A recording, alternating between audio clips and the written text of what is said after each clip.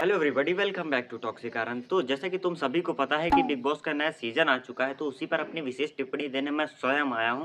तो शुरू करते हैं बिना किसी देरी के। तो हर बार की तरह इस बार भी बिग बॉस में नए नए और विभिन्न प्रकार के कंटेस्टेंट आए हैं, तो शुरू से शुरू करते हैं और संदर्भ सहित व्याख्यात करते हैं। हमारी सबसे पहली कंटेस्टेंट है तान्या मित्तल जी, और मैं इनके नाम के आगे जी इसलिए लगा रहा हूँ क्योंकि इनको ये बिल्कुल नहीं पसंद है कि कोई इनका नाम लेके इनको बुलाए। मुझे तो मैम बोलो, मेरे को तो सब बॉस ही बोलते हैं, मुझे तो नाम ले रहे हैं लोग, मुझे पसंद नहीं है। ओह गॉड, मुझे बिल्कुल पसंद नहीं कोई मेरा नाम ले। मैं वापस लेती हूँ अपनी हाँ, बात। अब यहाँ तो चॉइस नहीं है तो मैं सीख अभी रही घर हूँ। में तन्नू बोलते तान्या। बॉस। मतलब घर वाले भी बॉस हाँ, मेरा छोटा भाई भी बॉस बोलता है। तान्या जी अपने आप में खुद इतना ज्यादा कंफ्यूज है कि वो करती कुछ और है, होता कुछ और है और दिखता कुछ और है। जैसे सबसे पहले तान्या जी कहती हैं कि वो एक स्पिरिचुअल इन्फ्लुएंसर है।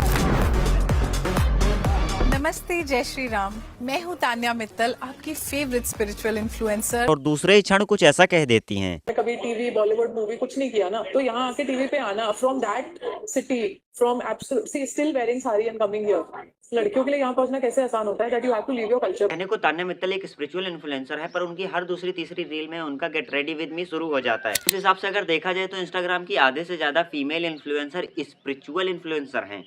कहीं तान्या जी कहती हैं वो सिर्फ और सिर्फ 12वीं पास हैं, ने अभी थोड़ी देर पहले बताया कि 12वीं पास की आपने, उसके बाद आपने पढ़ाई नहीं की। और दूसरे ही क्षण कह देती हैं मैंने आर्किटेक्चर किया है। तो साल आर्किटेक्चर में बहुत स्ट्रगल करा। और तो और तान्या जी का ये भी कहना है कि वो किसी से इंटरेक्ट नहीं करती हैं। हालांकि ये बात अलग है कि उनकी एक आधी फैक्ट्री और उनके एक दो बिजनेस भी चल रहे हैं। हाँ, मतलब तान्या जी का भूत संभाल लेता होगा ना उनके बिजनेस। लेकिन नहीं तान्या जी, मैंने माना आपको दोनों तरीके से फेम चाहिए, इसका मतलब ये थोड़ी कि आप बेतुकी बातें करोगी, उनका लॉजिक भी बनना चाहिए। तान्या जी, आपके ऊपर एक कहावत बहुत फिट बैठती है, दो नाव में पैर रखना, बाकी आगे तो तुम लोग समझदार हो ही।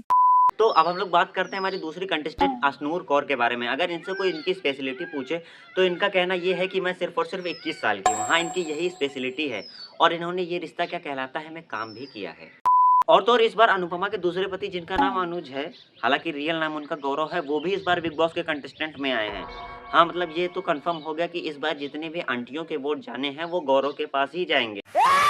हमारे अगले कंटेस्टेंट हैं डेफिनेट, जिन्होंने गैंग्स ऑफ वासेपुर लिखी भी है और एक्ट भी करी है, और ये सारे घर में यही बताते फिर रहे हैं कि मैंने गैंग्स ऑफ वासेपुर लिखी है, करी है, यही किया है सिर्फ और सिर्फ। तो और पता नहीं डेफिनेट को गौरव से क्या ही इतनी चिढ़ है, जब देखो भाई गौरव के पीछे ही लगा रहता है। गौरव बोल रहा मैंने खाया ही नहीं। झूठ। सबसे बड़ा जाहिल इसमें है भी गौरव। गौरव, यही तो सुनने में आया कि कटोरी एक नहीं 3 बार 4 बार ली कि दाल आज बहुत टेस्टी बनी है। तो अब हमारे और तुम्हारे फेवरेट मृदुल भैया भी इस बार बिग बॉस में आए हैं, तो आशा है कि जीत कर आए। All the very best. बाकी इस बार भी बिग बॉस वालों ने जोकर 3.2 बनाने का ठेका यूट्यूबर्स को ही दे रखा है। इस बार भी मृदुल भैया के ऊपर जोकर वाले मीम बन रहे हैं। और अगर देखा जाए तो ऐसे काफी सारे कंटेस्टेंट हैं, जैसे प्रणीत, अमल मलिक, नेहल चुदासमा और बशीर भी हैं, जो एक अगर प्रणीत की बात की जाए तो प्रणीत एक स्टैंड अप कॉमेडियन है और इन्होंने सल्लू भाई के ऊपर एक आधे मीम बना रखे हैं, तो मतलब इस बार तो पक्का है कि प्रणीत की लगने वाली है। और अगर नेहल की बात की जाए तो नेहल अपनी स्कूल लाइफ में बहुत ही ज्यादा ट्रोल की जाती होगी अपने सरनेम की वजह से। और तो इस बार टिकटॉकर कोटा से आवेश और उनकी गर्लफ्रेंड भी आई हैं। तो आज की वीडियो के लिए बस इतना ही, मिलते हैं किसी और नई वीडियो के साथ।